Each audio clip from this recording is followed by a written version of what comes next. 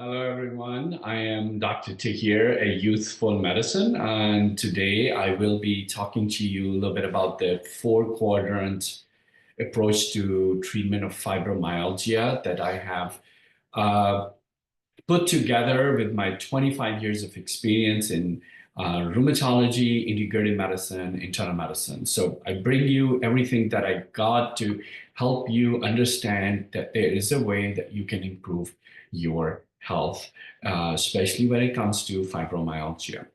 So fibromyalgia is a disease with many problems.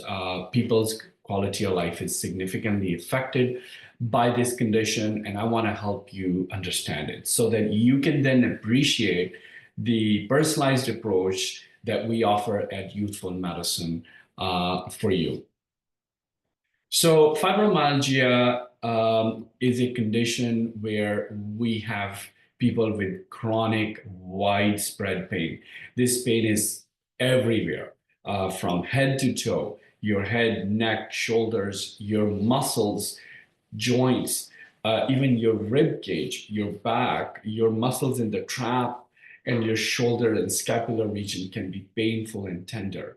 It goes all the way down and affects your pelvis, your legs, even your feet. There are certain points that are called fibromyalgia tender points, which are not really required for diagnosis, but they are there for people to understand that you're extremely tender if you put in a pressure about 5 pounds or more and will be tender. So like this zone in the elbow, this spot is what they call the lateral epicondylitis or medial epicondylitis, and the medial aspects of your knees, they can be quite tender. Traps, muscles, these are tender spots there. The other symptom that it can cause is fatigue. Fatigue is a big issue. People don't feel refreshed, even if they've been sleeping for 8 to 10 hours.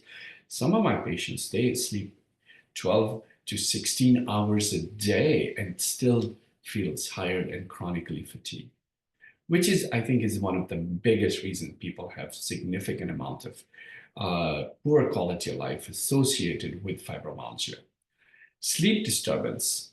Unfortunately, sleep, non-restorative sleep, difficulty sleeping, having not enough energy to sleep, or even having chronic widespread pain that stops you from sleeping is a big issue.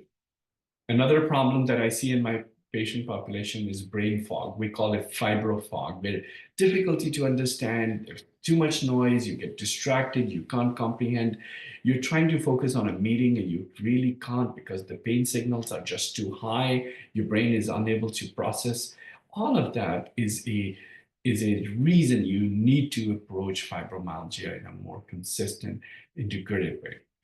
And sensitivity to light touch, lights and sounds are a big problem. Sometimes people, even if their loved ones are gonna come and give them a hug, it is quite painful.